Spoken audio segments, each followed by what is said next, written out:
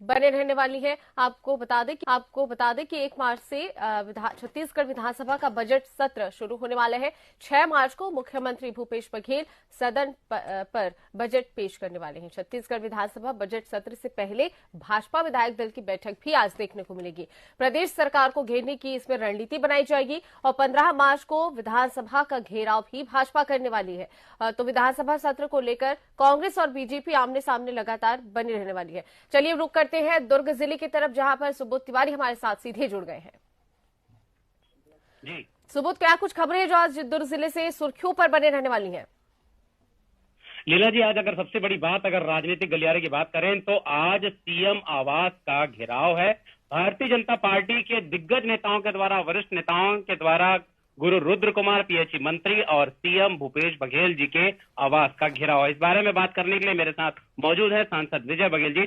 जानते हैं सबसे पहले कि आखिर कैसे और किन समस्याओं को लेकर और किस तरह के सवालिया निशान मौजूदा सरकार पर लगाए जा रहे हैं। सबसे पहले तो विजय जी, आपका स्वागत है हमारे चैनल पर। धन्यवाद, बहुत बहुत धन्यवाद। जानना चाहेंगे कि जिस तरीके से जैसे कि अभी राष्ट्रीय अधिवेशन हुआ और ऐसा लग रहा है कि जैसे सिर मुड़ाते ही ओले पड़े, तो वैसे ही राष्ट्रीय अधिवेशन खत्म हुआ और भारतीय जनता पार्टी आंदोलन में सीरियसली लग गई। क्या है, क्या समस्याएं हैं और किस तरह से जन समस्याओं के निराकरण को लेकर मौजूदा सरकार विफल होती जा रही है?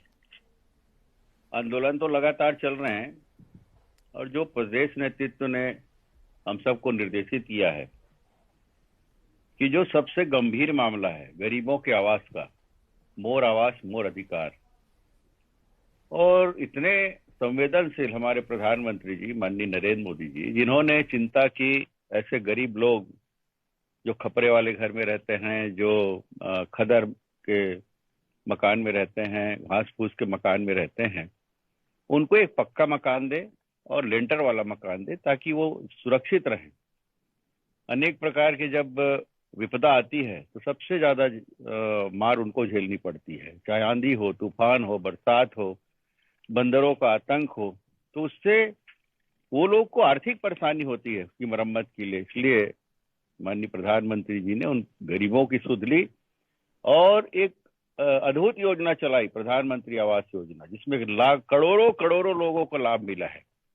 हद तो जब हो गई जब यहाँ छत्तीसगढ़ के बहुत जिनके मन में शायद गरीबों के प्रति कोई दर्द और पीड़ा नहीं है, ये मुख्यमंत्री तो ऐसे हैं कि इनको मजाक लगता है, ये बस अपने मस्ती में मस्त हैं। उनका लगभग छत्तीसगढ़ में 16 लाख जो पात्र आवास के लोग हैं, पात्रता रखने वाले हितग्राही, उनका अधिकार छीन लिए, ये बोलकर कि मेरे पास राज्यांश 40% राशि देने की व्यवस्था नहीं है। एक तरफ 60,000 से ऊपर करोड़ का कर्जा छत्तीसगढ़ के ऊपर हो गया।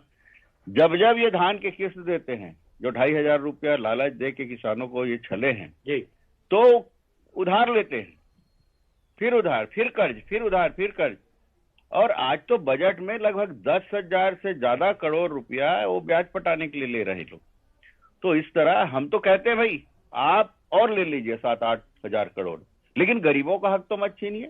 लेकिन अगर प्रधानमंत्री आवास योजना की बात करें तो जिस तरह से दुर्ग नगर निगम और भिलाई नगर निगम है, तो यहाँ पर अभी पिछले दिनों तो लॉटरी पद्धति से पीएम आवास योजना बांटी गई है 300 से 400 लोगों को। तो अभी पिछले दिनों की बात है, निगम में ही टेंट लगाकर पूरी तैयारी के साथ, प्रशासनिक तैयारी के साथ पीएम आवास योजना के तहत सैकड़ों लोगों को ये मकान बांटे गए हैं। तो इस बारे में फिर इस तरह का विरोध?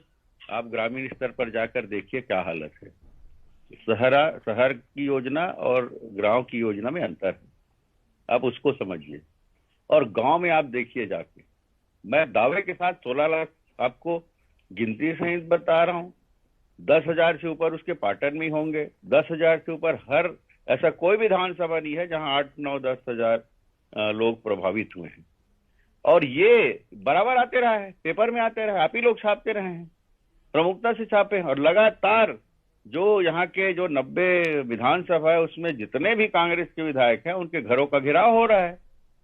अभी मैं मुंगेली गया था वहां पे, वहां विधायक हमारे हैं, तो हम एसडीएम और तहसीलदार कार्यालय का घेराव किए। यहाँ पर आप देखिए साजा में हम गए थे, मुख्य जो कृषि मंत्री है उसके घर के सामने, जो पंचायत मंत्री है उसके घर के सामने हम लोग ने बड़ा जंगी प्रदर्शन किया, घेराव किया। तो इस तरह के हर जगह चल रहे हैं। और आज की जहाँ दुर्ग ग्रामीण में हुआ, दुर्ग शहर में हुआ, अब बारी है पाटन विधानसभा और अहिवारा विधानसभा की। चूंकि दोनों के निवास भिलाई 3 में है, पदुम नगर में, तो इसलिए हम दोनों की संयुक्त एक आंदोलन की रूपरेखा बनाई और वहां पर आज जंगी प्रदर्शन आप देखेंगे। और ये मुद्दे तो बहुत सारे हैं। कहीं ना कहीं ऐसा कांग्रेसी ये भी कह रहे हैं कि राष्ट्रीय अधिवेशन से भारतीय जनता पार्टी जो है वो बौखला गई है और इसी वजह से इस तरह के धरना प्रदर्शन आंदोलन और घेराव की स्थिति बना रहे हैं, ऐसी योजनाएं चल रही हैं। अरे उनका कार्यक्रम था, हम क्यों बौखलाएंगे?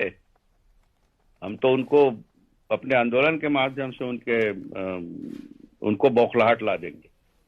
बकवास बात करते हैं। उनका अधिवेशन चल रहा था, अधिवेशन में भी क्या हुआ, कहाँ की भीड़ थी वो, ये बताए? मूलभूत राशि के पैसे से पंचायत सचिव के ऊपर दबाव डाल के, वहां सरपंचों के ऊपर दबाव डाल के कलेक्टर और एसडीएम ने वहां से गाड़ी भर भर के जो पैसा मूलभूत सुविधा के लिए लोगों के लिए आया है ग्राम पंचायत में, उस पैसे का दुरुपयोग कोई सरकारी कार्यक्रम हो रहा था क्या?